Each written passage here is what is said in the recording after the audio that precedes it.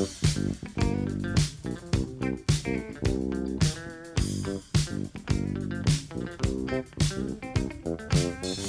cookies. I love cookies. I love cookies. I love cookies. Welcome to Cookies, the world's most influential basketball podcast. I am Ben Dietrich. Jordan Verdelli is on vacation. And Andrew Kuo, well, he's here. And he does not take days off. Andrew Kuo, how are you, buddy? I feel great, Ben. I feel amazing. It's a new day in the NBA in America. Changes afoot. Man, how you doing? You know, really well rested because with these new rules, you got to be in bed by 8. Oh, curfew. Got to be under the covers. Are your socks on? Because you got to be ready for bed. Wash behind the ears. Teeth brushed. Yeah. Ferris Bueller's Day Off, like have a bunch of pillows that's our approximate size. Have our stereo cassettes blaring music as if I'm sorry, it's 8:01. Lights out. I'm at home. You see that round mound of sleeping mounds in my bed. Wait a minute. De Blasio discovers a tape recorder with a snoring noise on it. BDB. You know, I don't want to go into a rant or anything, but this is some fascist shit, dude. Like, it is wild to have a curfew. I don't think we would be putting up with it if not for the fact that we'd been under, like, various kinds of lockdowns for the last 2 months. It is crazy.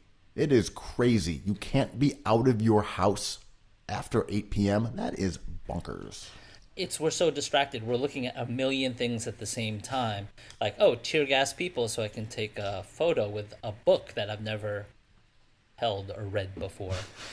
And like all this stuff, it's like, what's that? What's that? What is this peaceful protester doing bleeding on the ground? A curfew? Whatever. It's just like it's a lot of chaos, man. I think that people view the word curfew in the terminology of like, you can't use the car tonight, kid. Or, you know, you can't go out. You got to be in bed. And the idea of this juvenile curfew. No, it's authoritarianism. It's straight police state, martial law, fascist shit. The idea that you can be arrested for being out and peacefully protesting is insane. It's insane. And it's really disappointing that we haven't had other people step in to say this is unacceptable. Because, look, I'm here. I'm in New York City. I was out after a curfew. There are people on the streets. There are stores open. There are pizzerias and bodegas. The park had tons of people. This is not an actual curfew. It's fake. It's a pretense to arrest protesters who are voicing their First Amendment rights. This is bullshit, and it needs to stop. Yeah, after that photo shoot, I think a reporter asked him if this was still a democracy. I'm like, oh, you said it wrong. You should ask, are you a fascist? You know? Yeah, de Blasio, you know, your plot twist, your heel turn from lovable, no, lovable's the wrong word, from unloved coward and loser to unloved cowardly fascist. You know, I can't say I didn't see it coming, but I am a little disappointed. I mean, stepping up in this situation does not take much, right? Like, No. You don't have to do that much. And this goes for all these politicians from the highest, like our president, to like BDB in New York. And you don't have to do much, but you're doing so little. It's just very surprising and shocking. Surprising is the wrong word. Maybe expected. I like no. Totally predictable, but still somehow disappointing. I think LA has gotten rid of its curfew because of lawsuits that were coming from Black Lives Matter and I believe the ACLU, and I would like to see some of that litigiousness arrive on the eastern seaboard. I'm going to test it out tonight and see what happens. Other light basketball news before we get into the meat of this program. Are you excited about the Knicks finally adding a coach with some proven history of succeeding in New York City? The God, Mike Woodson. Oh, yeah, it's incredible. This is the new age of the Knicks, man. This is the new me. You can't see me. New drip, new Knicks team. I am 1,000% better. I heard he's competing against the likes of David Fizdale, maybe Mike Miller. I don't know what the fuck they're doing, man. Could they coax D'Antoni away from Houston? Or maybe get Van Gundy out of that booth? A Van Gundy. Any Van Gundy will do. I demand Herb Williams get an interview. He has been a part of very successful Knicks teams. Can Allen Houston get a shot? Can Leon Rose step down from his ivory tower and coach these heroes of ours? What is the story with Mike Woodson, though? I don't. His Are they great acting? facial 'Cause hair. He is a wonderful Mr. Potato Head type of character. I like beloved childhood toy. Yeah. I am wondering why he's back in the mix. I mean, maybe Dolan liked him, but it is supposedly a different regime, right? Well, yeah, and I don't know if it's Dolan running the show or Leon Rose, but Dolan's Achilles heel for a person who has many Achilles heels, Achilles heel. I don't know. He is loyal to a centipede's worth of Achilles heels. Yeah, I just imagine a cartoon with like 24 Chuck Taylors on a caterpillar. But like he is loyal to a fault. So he, I think, remembers the glory of that Woodson team where they I believe won 54 games with Jason Kidd and Tyson Chandler and my boy Carmelo Anthony. So I think it's just that, being like, everything's in place. Bring Woody back because he was the guy who made it all happen with so little or so much. It sounds to me like it's time for Larry Brown to make his triumphant return, along with Red Holtzman. Isaiah Thomas, #1. Let's go. Let's go. They're all available, oddly enough. So we have an amazing guest today, and I'm excited to speak with him. He is a 3-time NBA three-point contest champion. Back to back to back. Back to back to back. Three-peat. He's a 2-time NBA world champion, back to back. And he's a man who has always showed strength in his convictions. Cookies Hoops is extremely pleased to welcome Craig Hodges. Welcome to Cookies.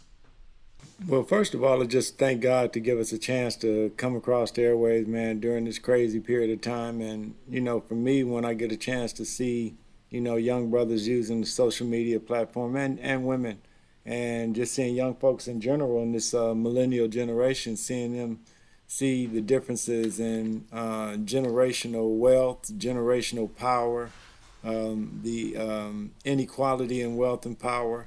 And they're feeling it from, it may not be them personally, but they're feeling the pains of other people who have suffered for a long period of time. And, it's cool to see, people like LeBron and all the other brothers who have been on the front lines marching and being a part of it.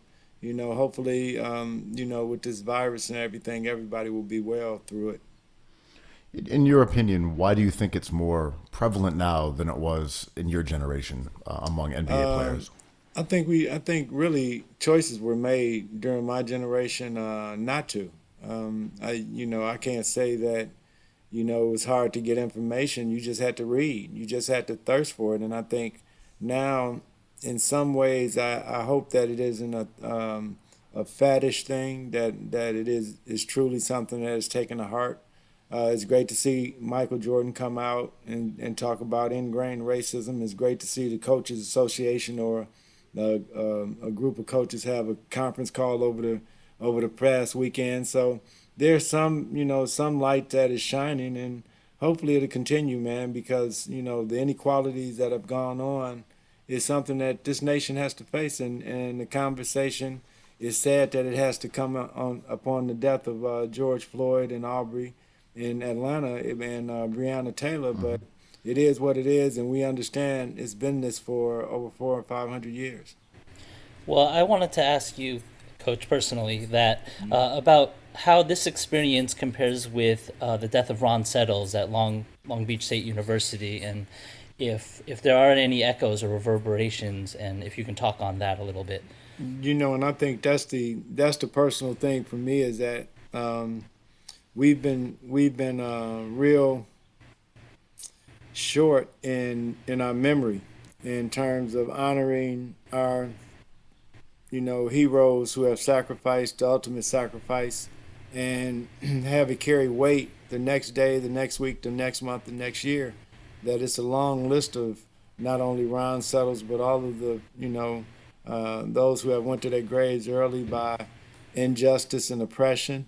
And, for me, I was 20 years old when that happened, and he was a great friend of mine and a up and coming football player for Long Beach State. We both were seniors, getting ready to go into our senior year, prepared to have a good senior year and hopefully get drafted. Him in the NFL and me in the NBA.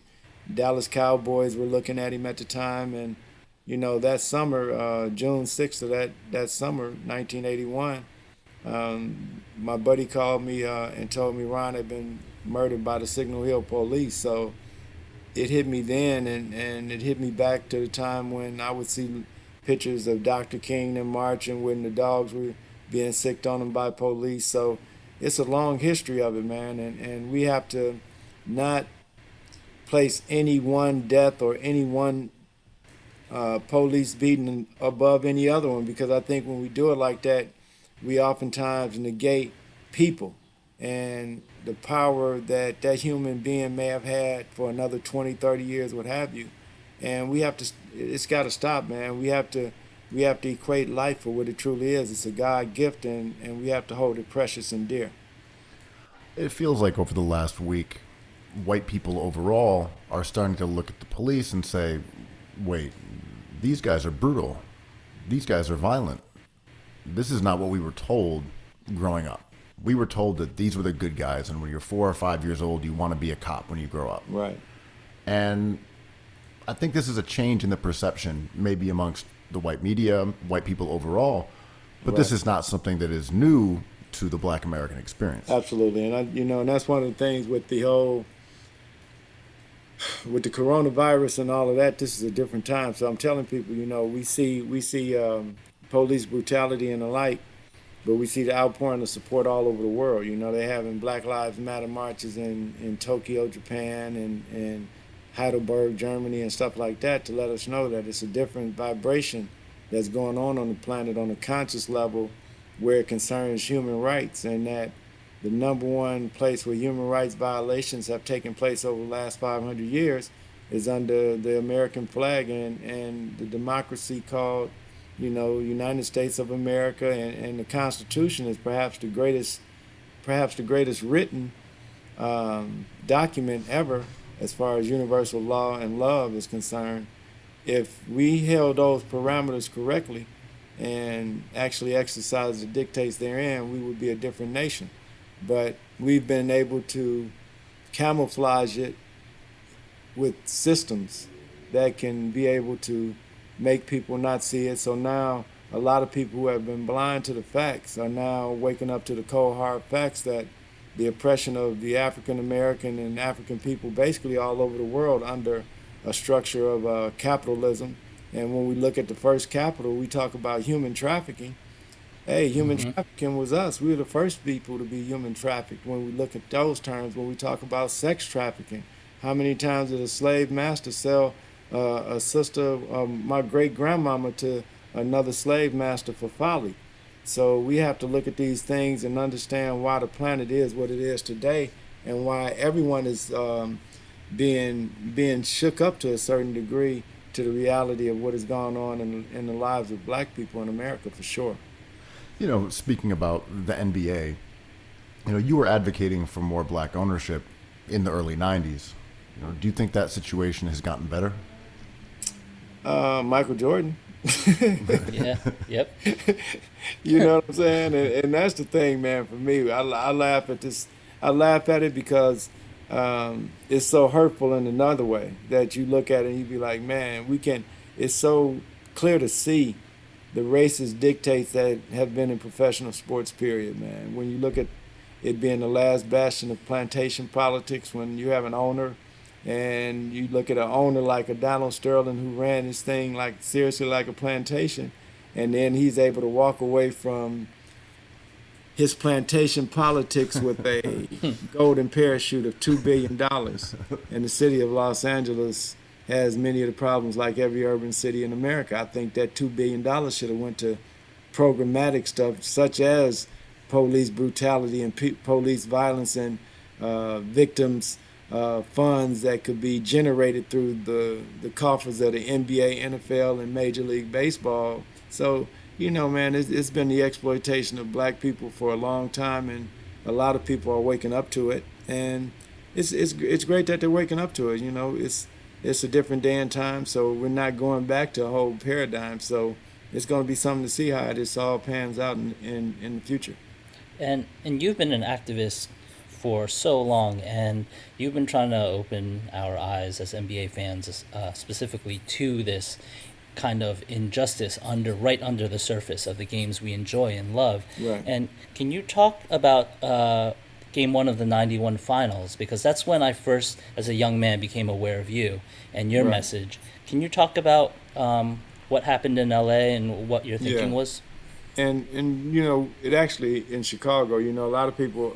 I heard Stephen A. Smith, and I'm still trying to reach out for him and talk to him about the inaccuracies of your statements on national television that affects my family. So some things I don't consider myself a liar. The facts that I'm telling about when I asked Michael Jordan about boycotting the NBA finals. I asked Magic about boycotting the NBA finals.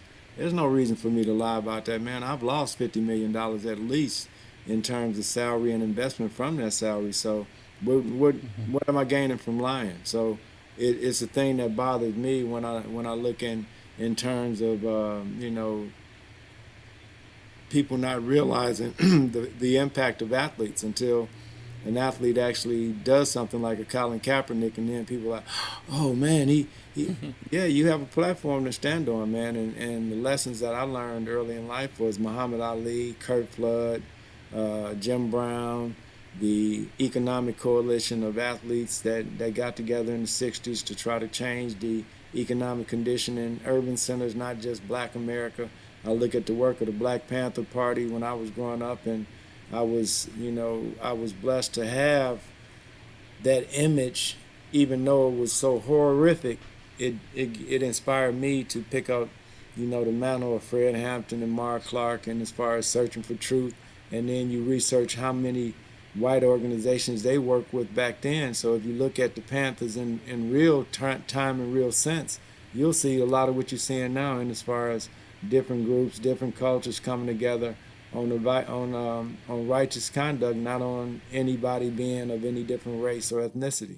Speaking about the Game 1 of the '91 finals, Right. your hope for MJ and Magic to boycott. Do you have any thoughts on what the players should do now when they're being asked to come back and play NBA games in the middle I of play. this strife? I wouldn't. In the If middle I of was playing a right now, I pandemic? wouldn't play. If I was playing right now, I wouldn't play. Especially if I was under contract.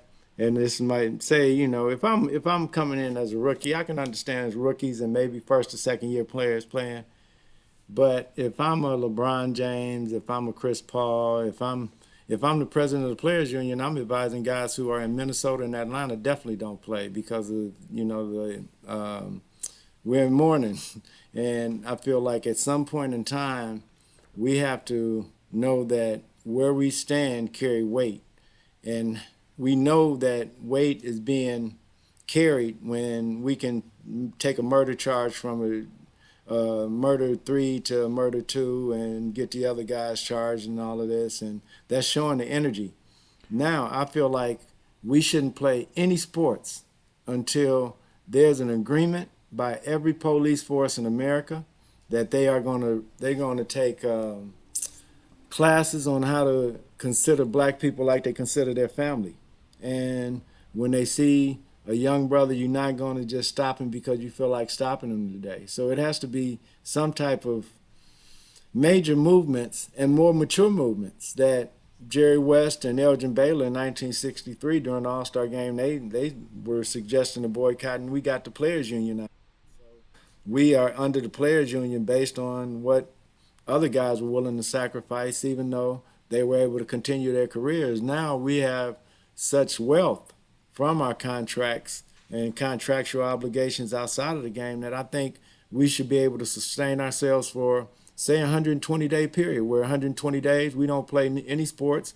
We come to the community and we help our community on a visibility standpoint, and how can we bring resources to our community over this next 120 days, as opposed to trying to get back into an arena and play a sport and play a game where the wealth and resources aren't going to our community but going to a wealthy 1%. You know, when you were playing, did other players empathize with your positions while expressing why they were hesitant to speak out in the same way? No question about it, man. And you know, it's just like today. It's you know, I think about back to conversations I would have with John Paxson, Bill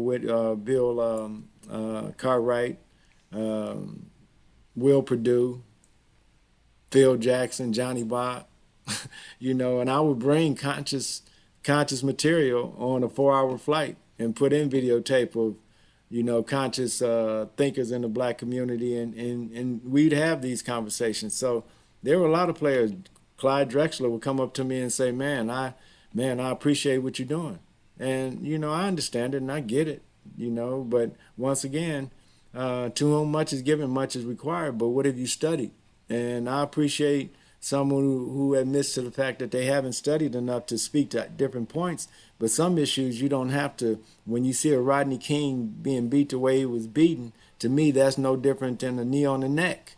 But we make it a difference because Rodney King survived. But to me, the brutality is brutality, and we can't separate or marginalize one from the other. It has to be that brutality is brutality, death and murder is death and murder, and we cannot allow anybody to get away with it the way that the murderer of Laquan McDonald could shoot him 16 times and he's almost ready to get out of jail.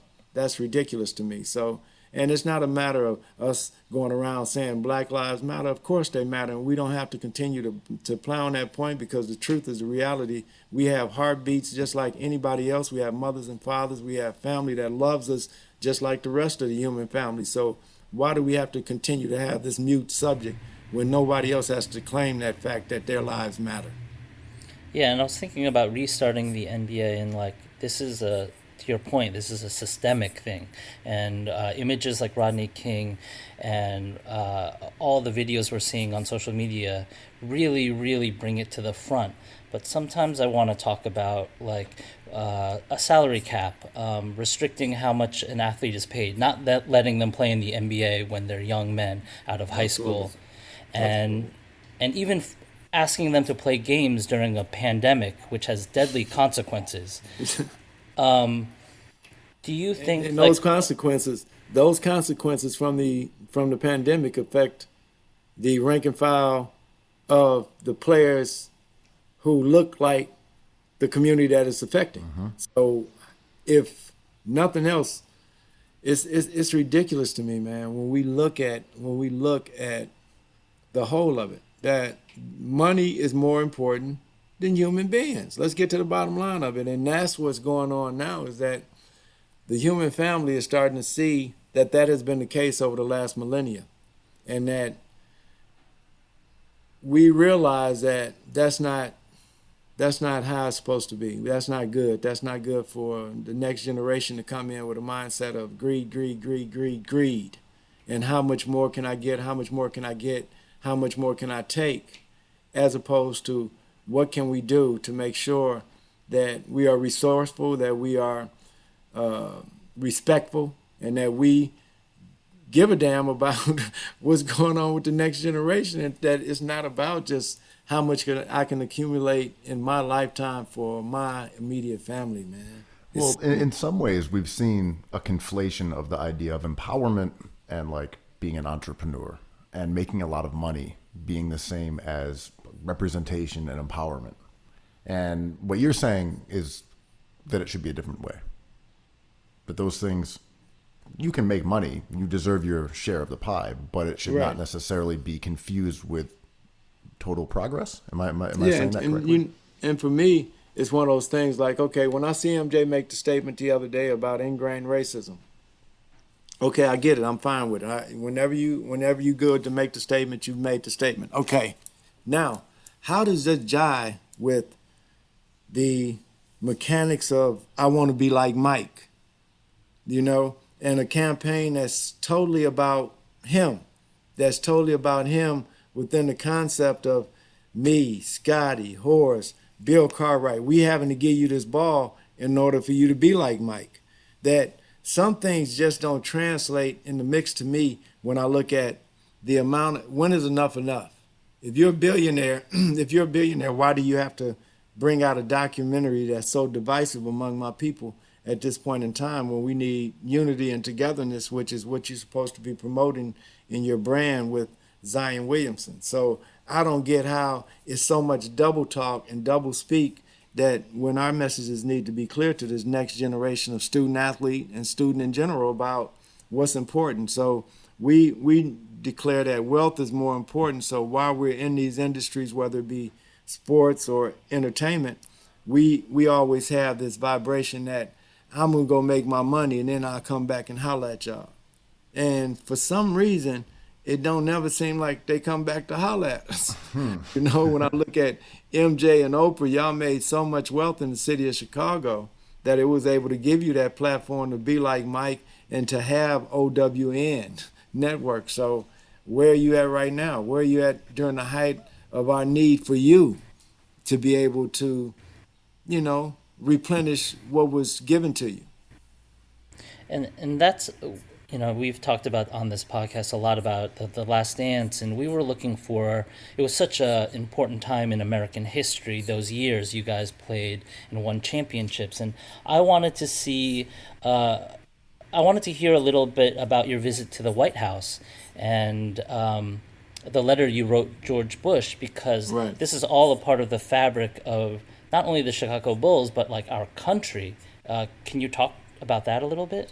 Yeah, for me, once again, I was born a baby. I was born into the civil rights movement. My mom was the secretary of the organization, and once again, during that period of time, it wasn't babysitters. So I was with mom every meeting and sitting in between her and watching her pass notes to the president of the organization, a brother by the name of Robert Lowe, Senior, bless his soul, and just to watch leadership, and then to come into the house when Dr. King had been murdered and see my grandpeople, my mom and my grandparents cry.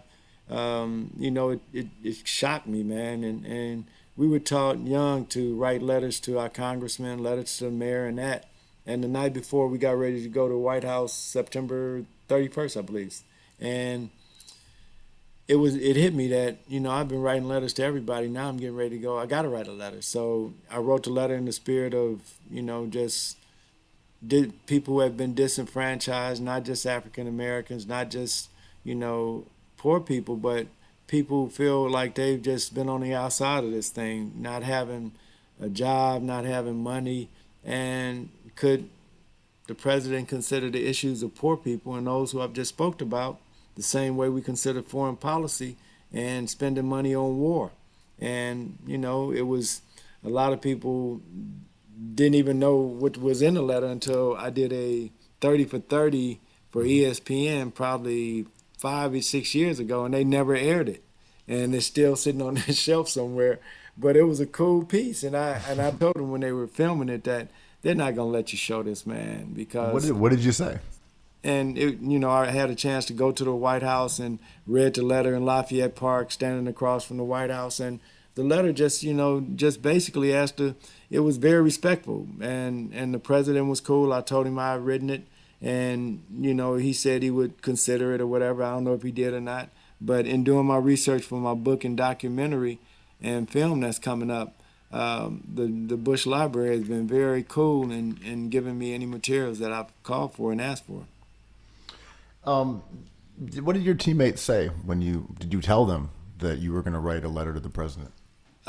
See, and that's the thing, man, is that was Hodge. Everybody understood my position on life. They understood my position on our people, and that I had worn the dashiki the entire playoff. So for me to show up in a white dashiki, that was different. I hadn't worn white. I had wore kente cloth colors and all kind of mud cloths and that kind of thing. So it was, more cultural, but this time was a regal event. And I wore a white one, and the international and national media who hadn't followed us around during playoffs saw me show up in this dashiki and wanted to ask questions. And I told the press secretary, our press head, Tim Hallam, that I had written a letter.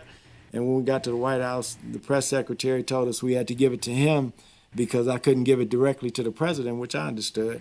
And it was a cool day, man. It was that the letter that I wrote to me is to this day is the most important letter I've ever written and delivered. And that's the part for me that was cool because my mom had marched in the March on Washington in 1963, and for me to get a chance to be a part of an extension of that and to be able to deliver something that she didn't get a chance to do, it's pretty cool. Andrew, do you have a question there? I just heard your mic go back on.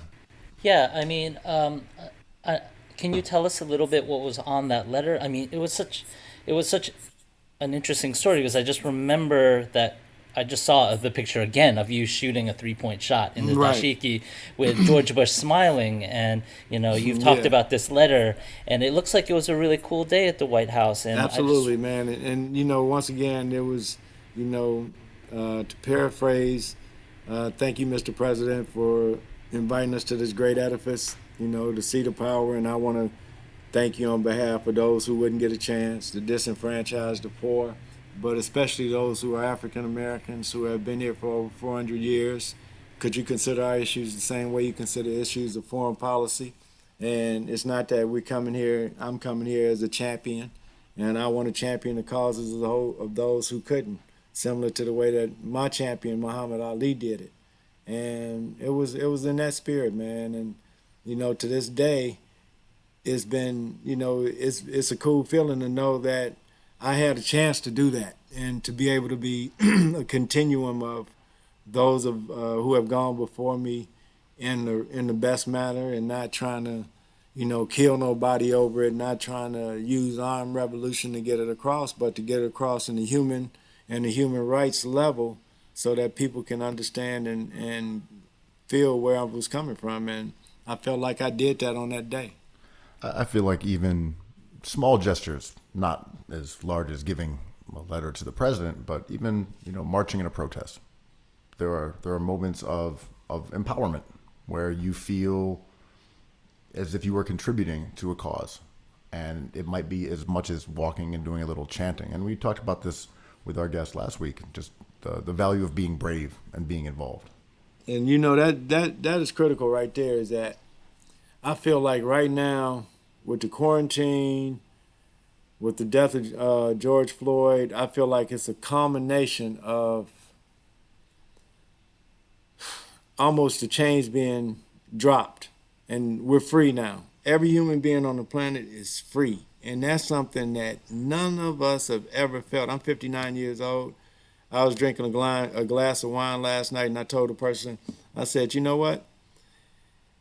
This is the first time I've had a glass of wine, and I truly feel unencumbered by any of those forces that I felt yesterday or the day before, and just watching and feeling the energy and vibration that now, like you said, there's an entrepreneurial spirit that can come out of every household.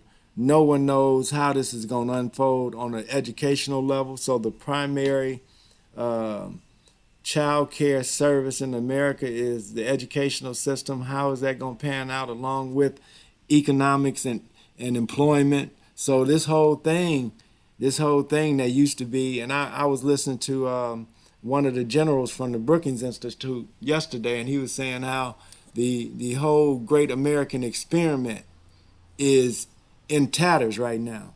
And part of it is because of leadership, the way leadership is being run today compared to the traditional leadership, whether it be president, whether it be Congress, whether it be Senate, and all of that. It's a whole different paradigm. And just to watch for me as a political scientist and quasi-historian, man, it's fun to watch because it's a total different feeling, and it's a feeling like I felt when we got ready to win the championship. And COVID created a vacuum in both the presidency on every level where people were left to fend for themselves. And if you're going to tell people to fend for themselves, well, then you also can't have a brutal police force that's beating the shit out of people. If you're going to say you're on your own and we're not going to help you, we're not going to give you medicine, we're not going to give you testing, we're not going to take care of your rent, we're not going to give you money like other countries, and then to turn around and say, but we will shove you around, you can see people are not here for that anymore. And see, it's like this, man. When you see, I think it was in Michigan where they had the militia guys that was armed to the teeth, and they had all these different weapons, and they didn't tear gas them. But when you have people standing in Lafayette Park not doing anything but praying and gathering, you need to send the military on them. And those are the types of injustices and that are so clear. And you say, okay, we've come a long way. Okay, but this is a week ago. This is a week ago. That looked like if you were to turn that TV on, you could have been in Chile. You could have been in Venezuela. You could have been in Guatemala. You were not looking at the American exceptionalism. I thought about that yesterday or 2 days ago when I was at a protest and we're wearing masks, and I'm like, if you just take a photo of this and showed it to me 6 months ago, I would have been clueless. I would have had no idea what was happening right now. Yeah. Sorry. It's crazy. It's a whole new paradigm, man. And to see troops in American streets. The last time I saw that, I was 8 years old. We went to the World's Fair in Montreal, Canada, on a family road trip. Coming from the projects in Chicago Heights, my uncle and aunt took us to the World's Fair. We're driving through Detroit, Michigan, and we have to spend the night. We get in, and right before it gets dark, and as soon as it gets dark, the tanks start rolling in. And I'm looking out of the hotel window, and I'm in amazement of the tanks, and I'm oblivious. My uncle grabs me and puts me on the ground because people are shooting, but I'm looking at the tanks, and I'm like, dang, there's tanks in the streets. And then the other day when I saw tanks, when I saw just the military might that's going on in the cities across America, I was like, wow. We have been in this country, I've been here 59 years, and we've been blessed to have the waters that have been a barrier for us to have some protection against war. And now we are turning our own war machine against the people. That's a sad state of affairs for us as a nation. And when you look up a nation who is funding its police force, giving them military weapons, we're like, wait, this was inevitable. Like, there was never going to be an invasion from a foreign nation. There was never going to be a terrorist attack that required tanks. It was always going to play out this way. Yeah, and it's sad. But once again, I feel it's a duality. It's the blessings and the burden. It's the blessing of knowing where we're going and it's coming and the feel of it, but it's the burden of we gotta knuckle down and take this death and mayhem that's part and parcel of the destruction of an old way of thinking and an old paradigm, and those who are in that power paradigm and shift don't want to give it away without causing death and mayhem, and that's what I view it as, man. So when I look at a police force that can continue to do the things that police forces around the country have done, and they go unchecked, and that's just one bad apple. It's always just one bad apple, just like it seems like for every assassination it's a lone assassin. But you have all of this other job that goes on that one person can do all of this to get it to the okay. Well, it's it's sickening, man, to when you really look into, and I think that's what the quarantine has done on a lot of levels, is giving people a chance to sit down and study and see things for what they truly are in a way that they haven't in years past. Yeah, and I was thinking the other night, like these I don't want the NBA to start because these are images and more so ideas that we cannot unsee at this point.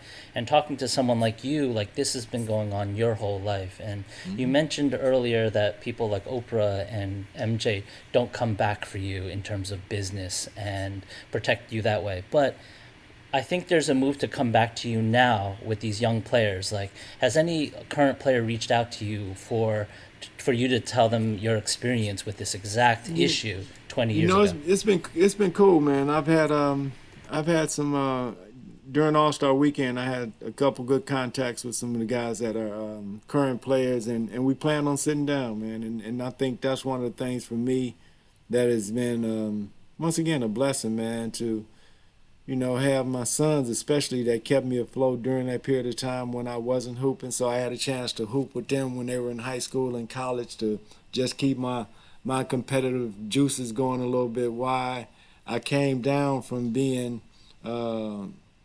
somewhat depressed about not being able to show my craft. So I can understand what Colin Kaepernick and Mahmoud Abdul-Rauf went through, But at the same time, to realize now that we stand on the truth, and the truth doesn't have to be validated. Even if you don't see it in the time that you're in it, you're going to eventually see it. So for me, I feel honored and privileged to have had the teachings to be able to stand on something that was bigger than me. My son went to one of the marches in San Diego this past weekend, and he called me and he said, "Man, Dad, I finally understand who you are, bruh." And it was funny to me because, as a dad, you try to show through example and you can talk about certain experiences, but he was like, "Man, now I can see how you are. If you were going to marches like this when you were a little boy, how that much must have shaped you, because the energy that I got in this." And I stopped him right there. I said, "Yeah, you was in an energy that's a lot bigger than yourself, huh?" He's like, "Man," and I could feel it. And I was like, yeah, that's what it's about, man, is that this thing is not about any one individual. It's all about the collective and what you can do to make the collective better, and then in part and parcel make the world better. Speaking of that moment in time when you had the ability to play and were not able to, I guess the skeptic would say, he was in his 30s, didn't play a lot in the finals, wasn't, a lockdown defender. Maybe his time in the NBA was up. I'm sure you heard that many times. All the time. And it's what's your counter to that, and also what's your evidence? I mean, I'm not saying I don't believe you. I'm saying, but what do you got? And I would say, you talk to Tim Hardaway, some of the other guys that were in the league at the time. I was playing in the summer league against them until I was probably 36. 4 years after that, I was the same age as Kevin Durant is right now. He's coming off a damn near career-ending injury.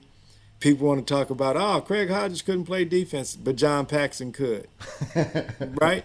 John Paxson and Steve Kerr, hella defenders. Right? And that's what y'all want to tell me. That's the thing that's so wild to me. Steve Kerr, well known as the Tony Allen of his generation. That even to the point where, how did John Paxson get into the lineup? Those type of things have never been questioned. Nobody has asked Jerry Krause, Jerry Reinsdorf, Michael Jordan.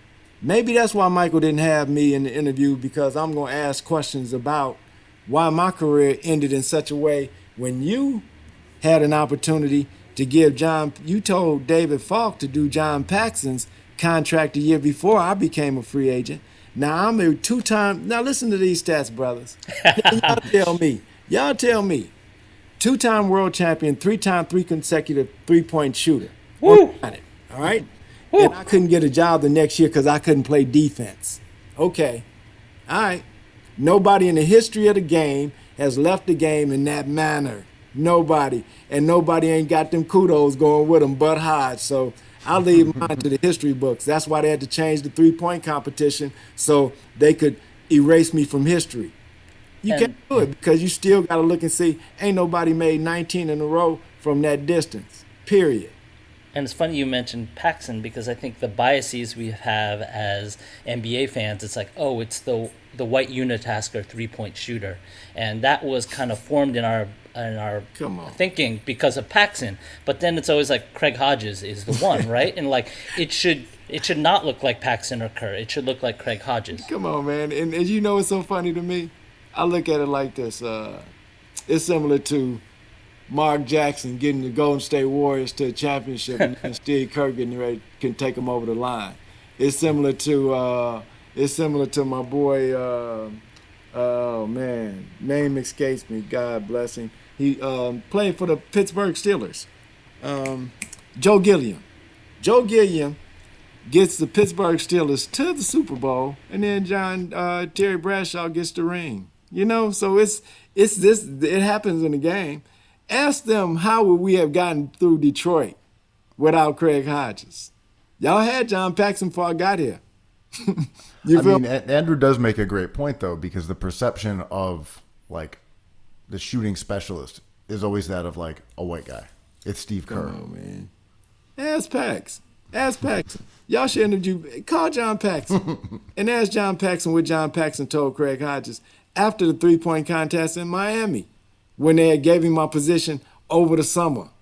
Man, Hodge, you should be starting. No shit. Excuse my French. Come on, man. I understand this, but I'm not a disruptor. I'm not an ass in the locker room.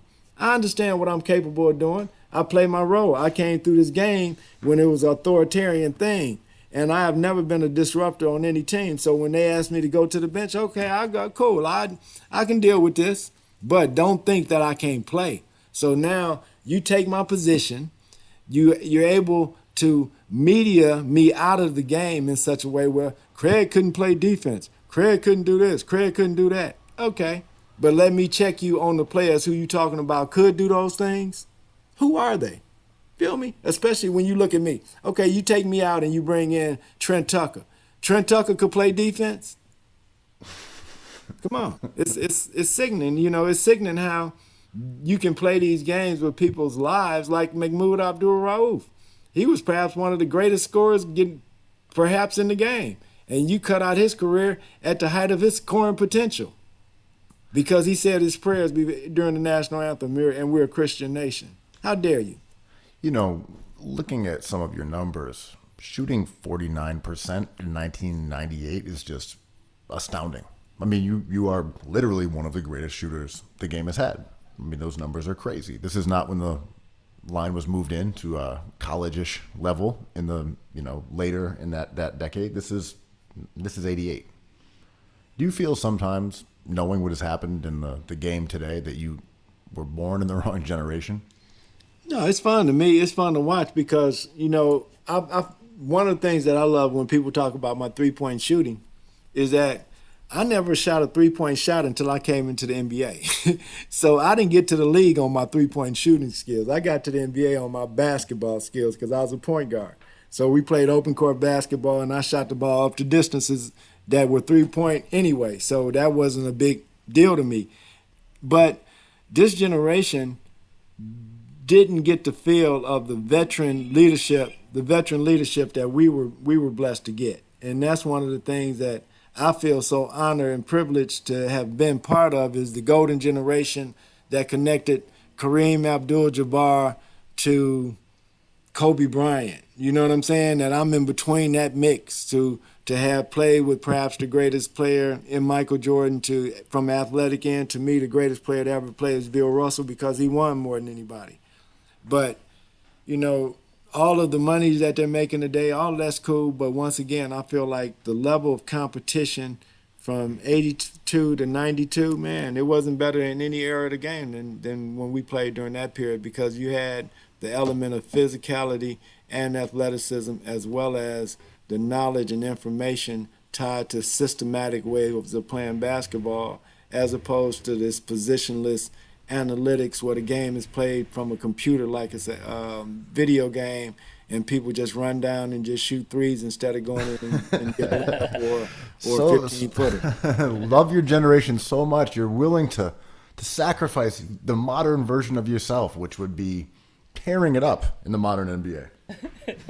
Yeah, you would have done great in this. But you think about it. You think about how fun it would be, man. You ain't, and then like I say, That's what I'm saying. You're here talking about how you love the physicality. I'm like, dude, well, you could just be out there shooting 12 threes a game. Man, and that's what I tell people. I was like, okay, I seen a game where Steph Curry launched probably 15 threes. And I said, man, in 1985, it have took me probably 2 weeks to get 15 threes up. All right, so let me ask you this question, because you were there. What was wrong with you guys? Well, you all knew 3 was worth more than 2.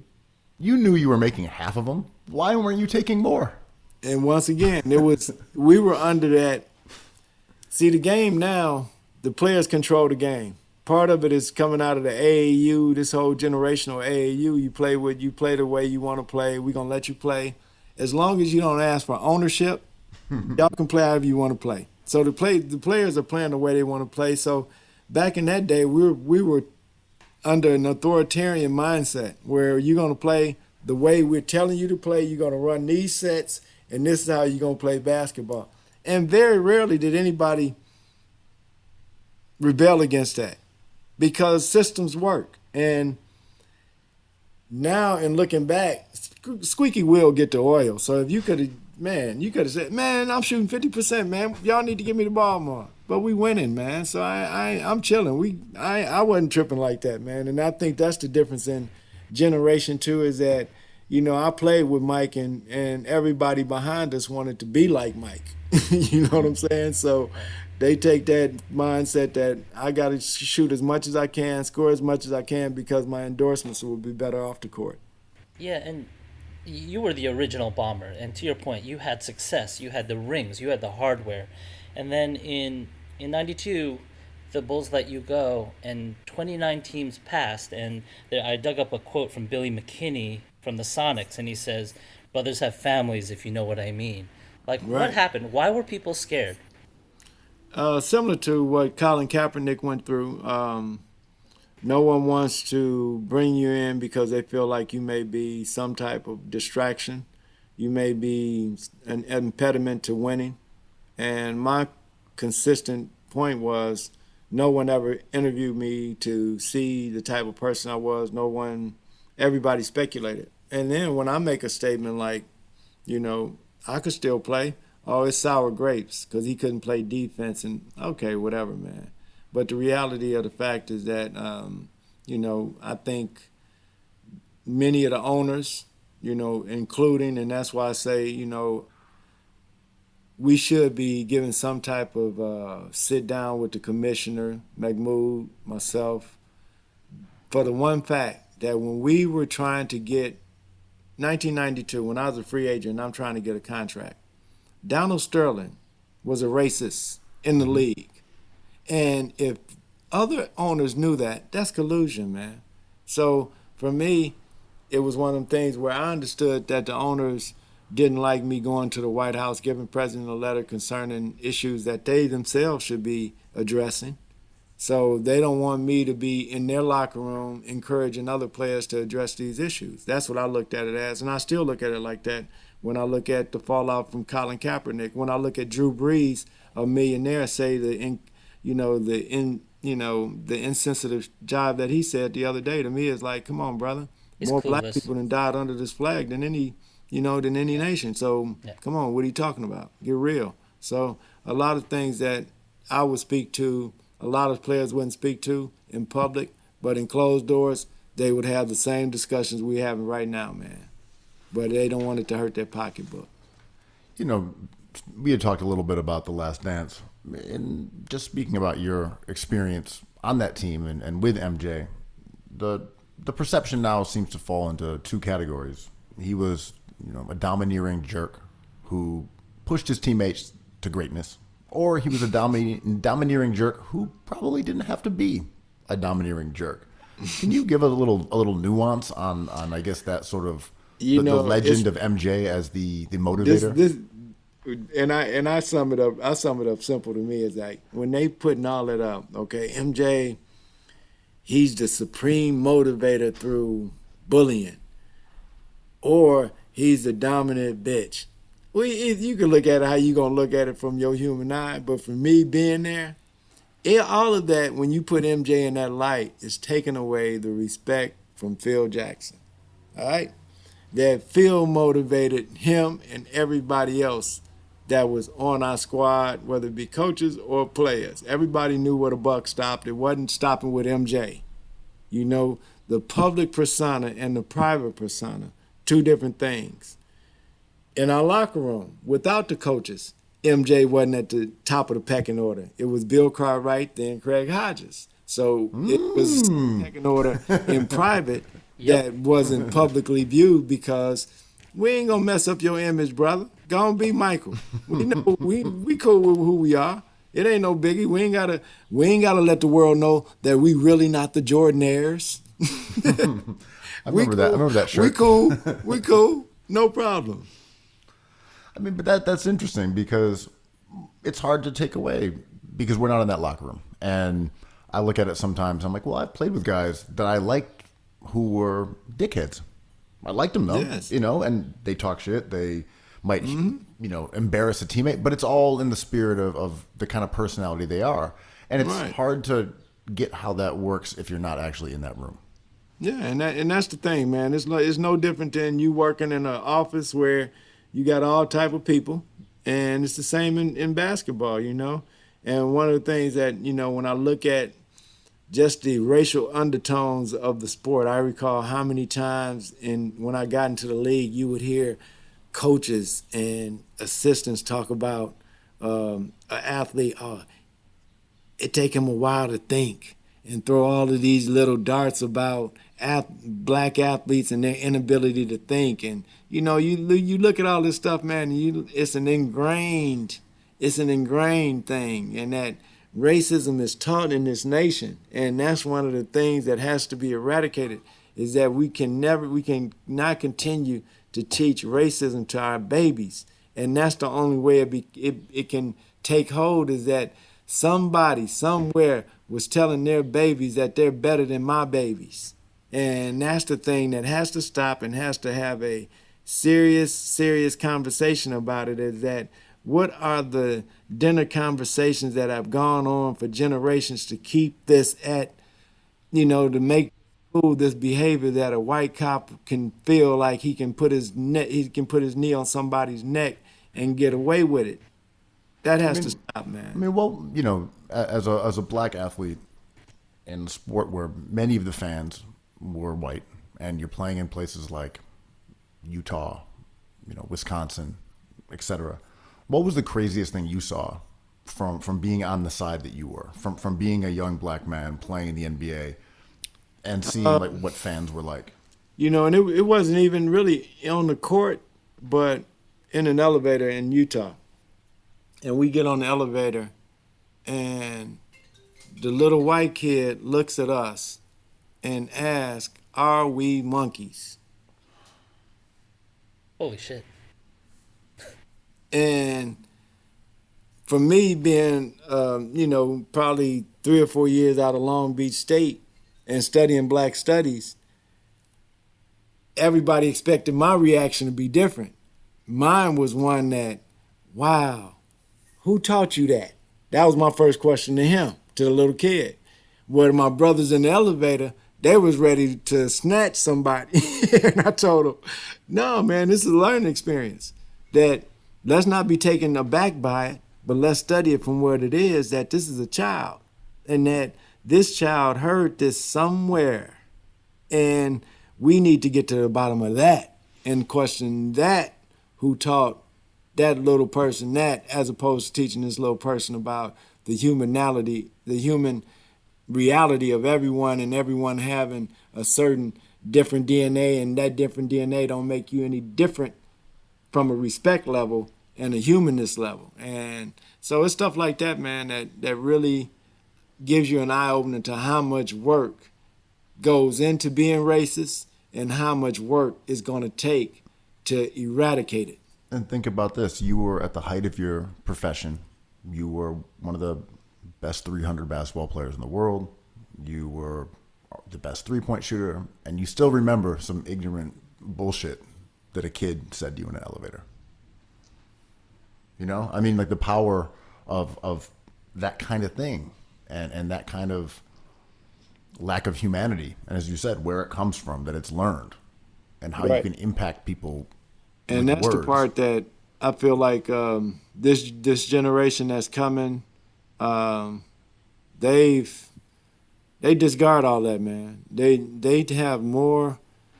Not I'm not just gonna call it tolerance. I'm gonna call it true respect for one another, man. That they are actually willing to go to jail on behalf of me, and they don't look like me. When so many of us aren't willing to do anything, and you know, it's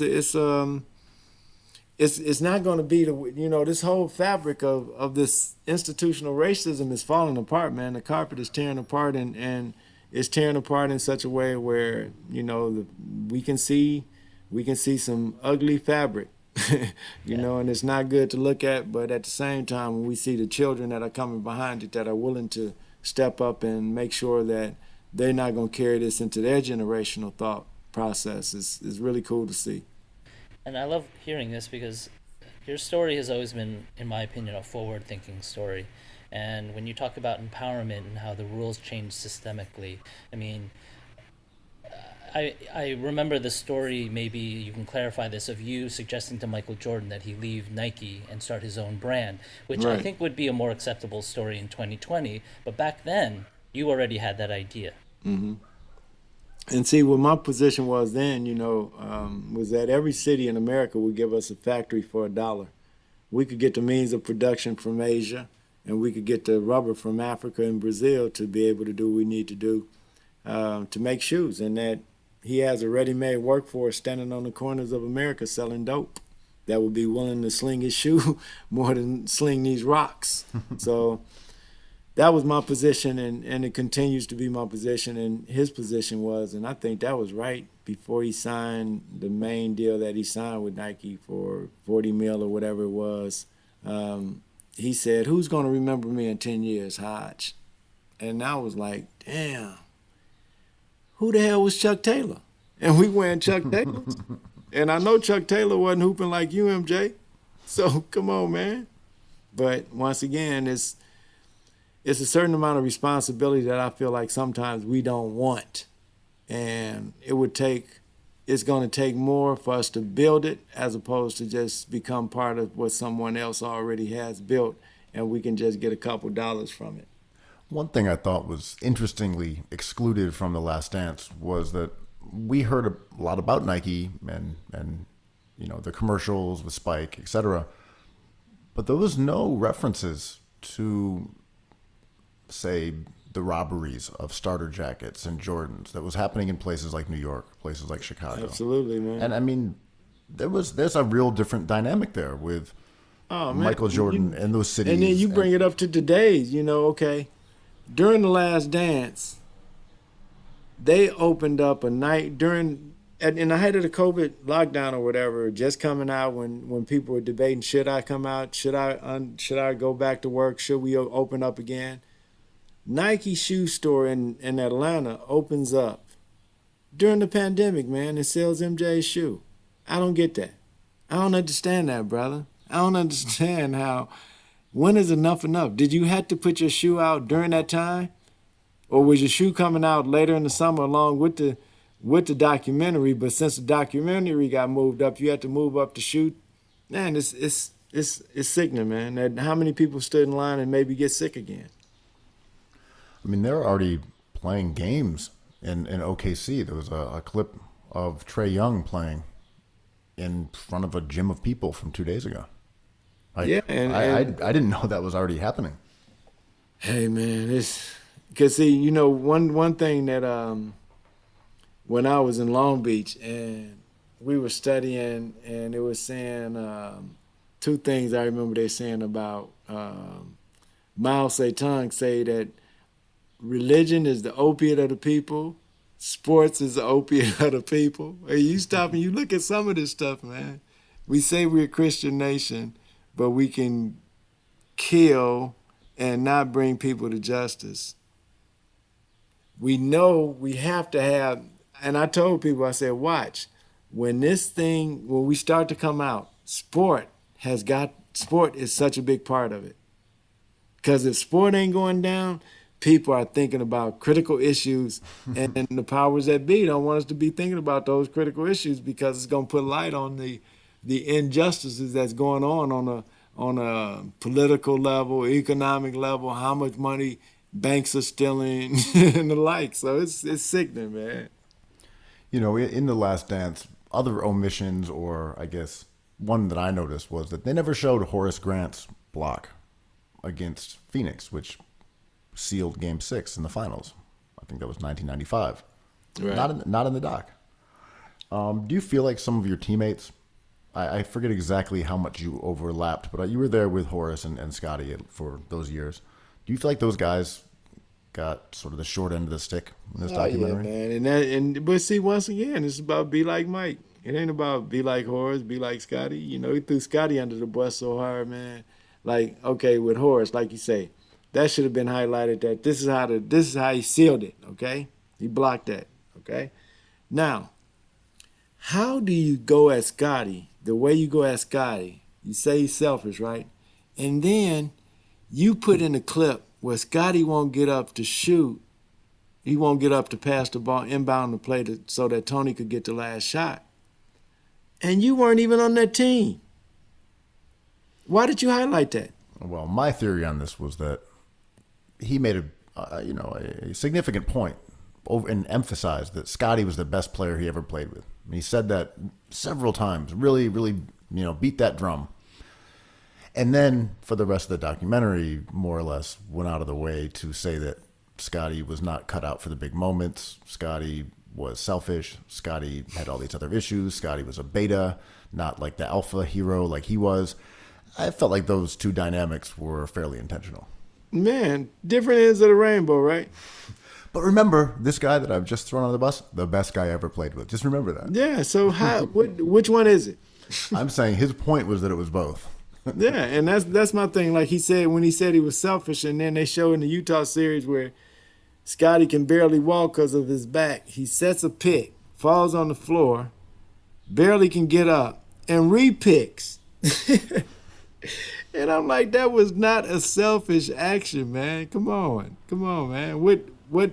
And how much do you need? How much money do you need? How much power do you need to be so divisive at a time when we need unity more than ever?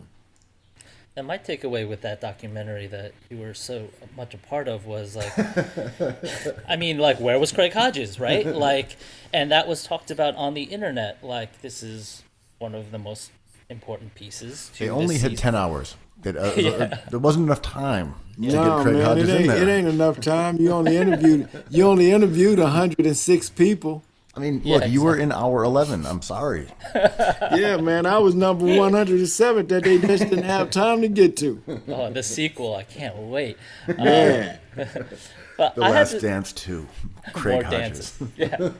But the takeaway I had was that Michael Jordan had such a unique experience with the murder of his father and the way he was a celebrity and a brand that it didn't feel like he grew up as a person. Like, he talked like someone who was still trying to support his case, like a young basketball player, like trash talking. And all these other voices in this documentary were kind of looking back with like the feather of time, or whatever that may be. And like, I think a time like what's happening now in our country, we're really looking for people to look back and talk about things that they've been through with nuance and complexity.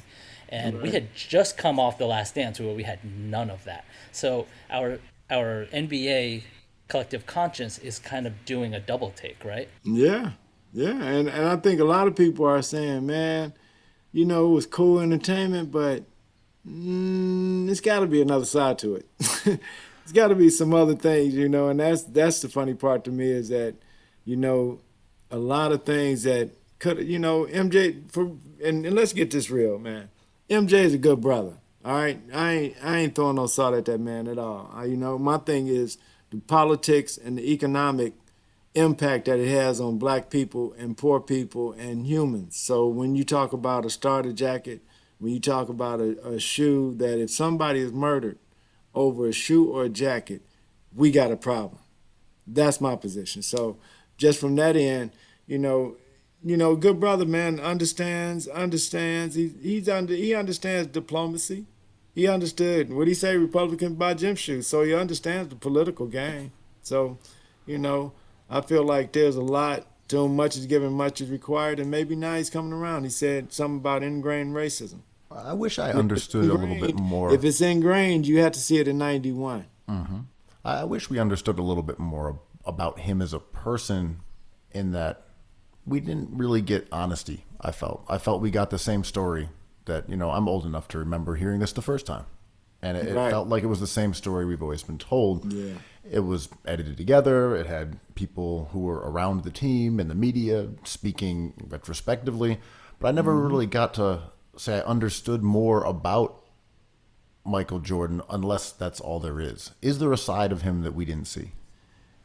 And that's the part that I feel like a lot of our athletes and entertainers who are wealthy or super wealthy, they often talk about the things that they do, and they do them anonymously for whatever reason.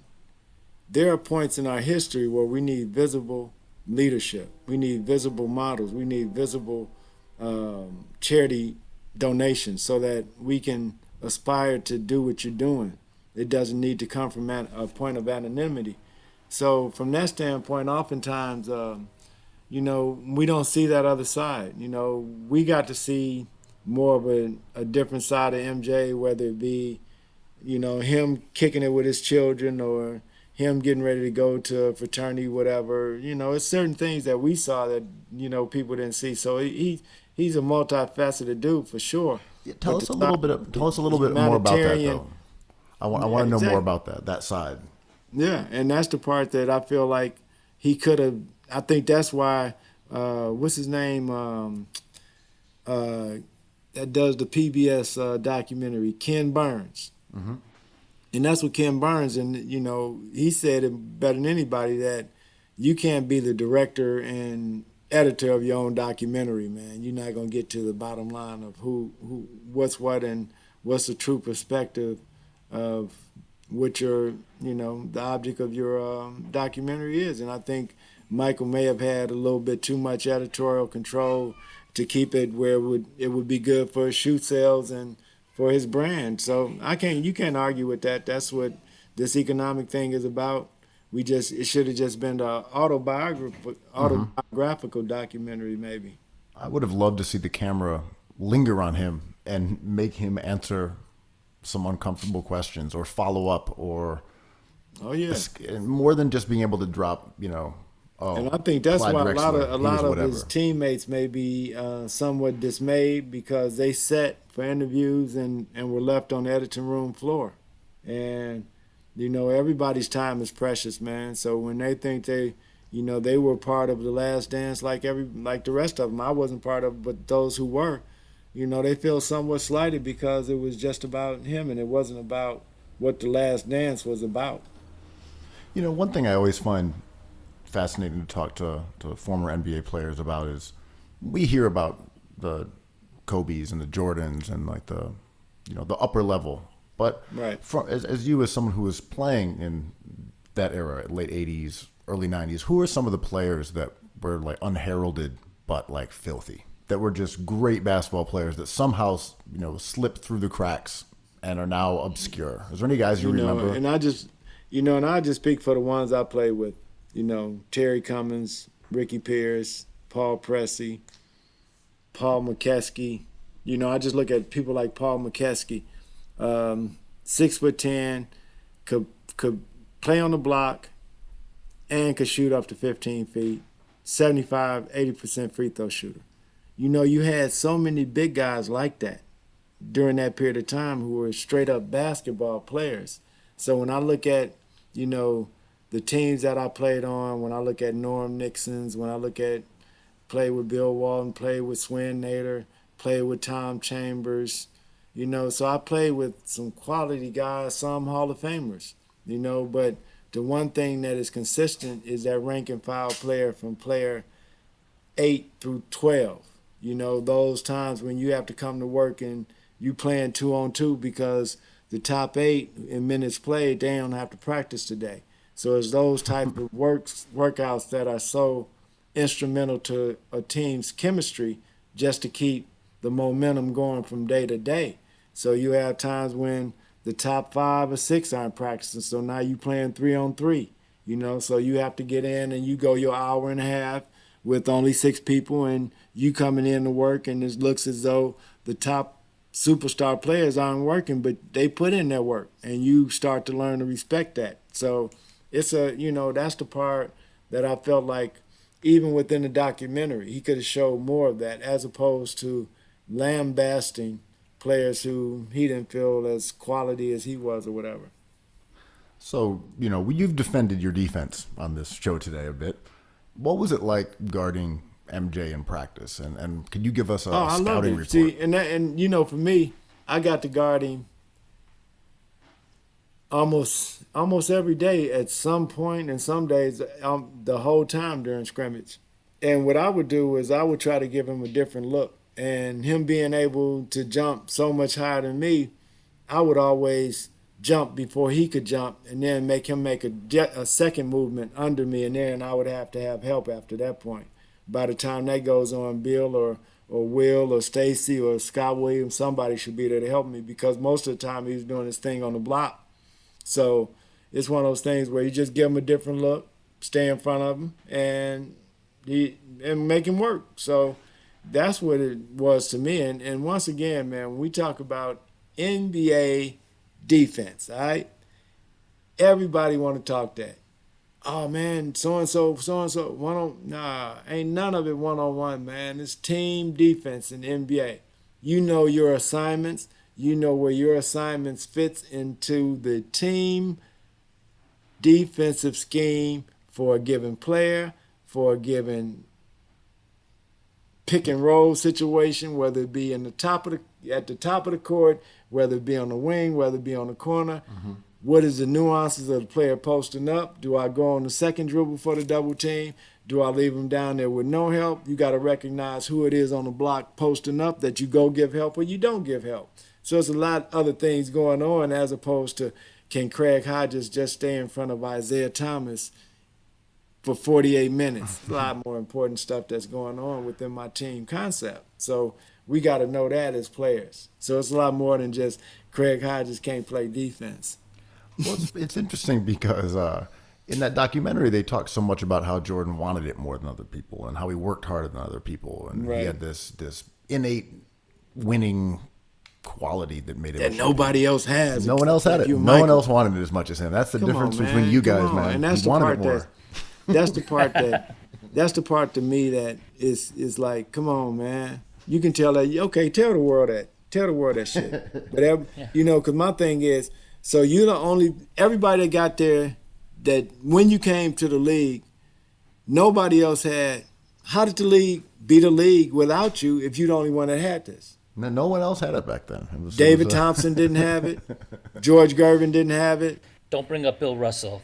Come on, man. None of them had that determination until Michael Jeffrey Jordan came in the league. And then I tell people, the brand that they made, MJ, they made it in the laboratory. So what y'all got is the final product of the Frankenstein monster that David Falk built as a individual athlete on a competitive team sport. First time it ever been done. So part of the anxiety between all of that stuff of who should have been on the dream team, all that came out of the players who had been in the league before Michael got there, just as upset that they didn't get the idea first, that they should have been branding themselves not as a Laker or a Celtic or a Piston.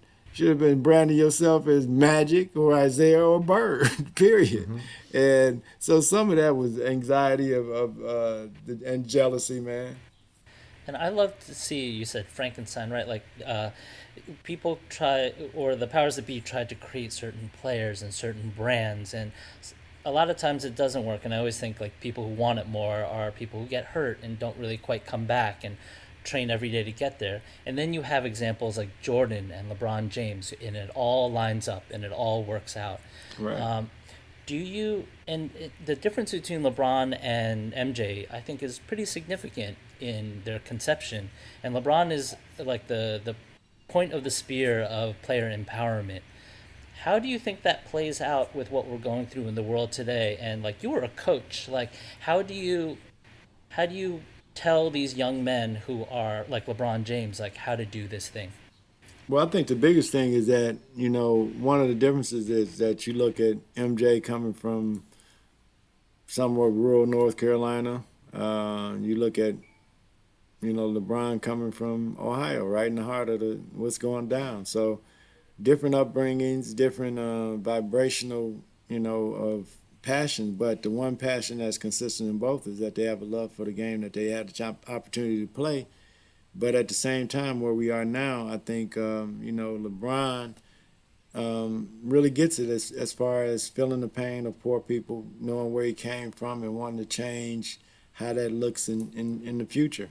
And then you have, coming out of the generation, and the generation that want to be like Mike, that whole generation is one of greed, so I didn't really fit into that greedy generational thing. So for me, I love the fact that LeBron is the tip of the spear, and then you have an MJ who now is management, who wants to roll back the very things that he fought for when he was a player. So it's funny to watch.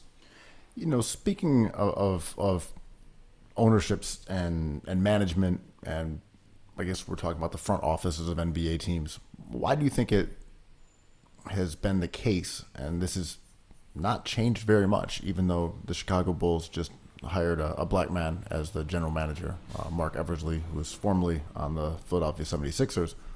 But I believe he is currently one of only a handful of GMs.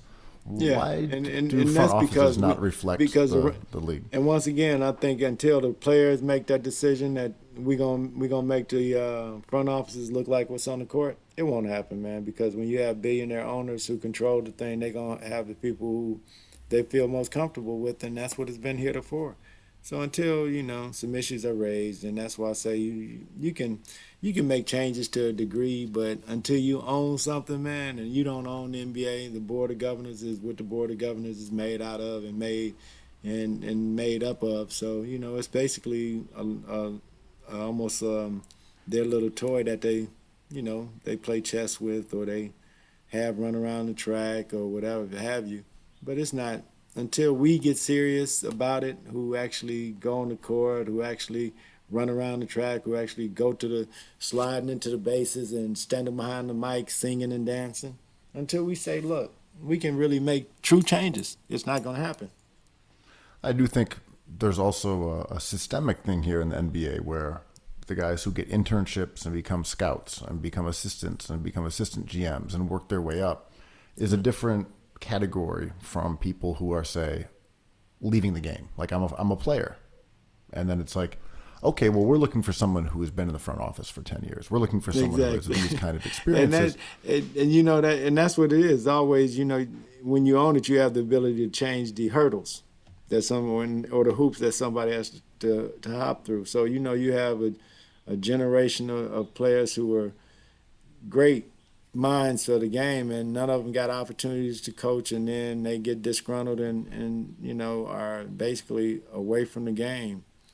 So it's something that I feel like the Players Association could do better in, as far as having the former players more involved in the cities where they are. Maybe, so it's certain things. And right now I have a letter that I'm drafting to Commissioner Silver, since I saw the coaches get together on Saturday. I want to see if I can be part of that reconciliation and racial justice panel, whatever they're talking about doing. That sounds great. Andrew, do you have anything else? I really enjoyed this conversation, Coach, and really man, I appreciate y'all, man, and to your listeners and your audience, everybody stay safe and be blessed during this period of time, and you're free to think and don't be afraid to go after your passion. Thank you so much for being with us. This was fantastic, and best of luck with everything going forward. Appreciate it. We're looking out for you. No doubt. Peace. Later.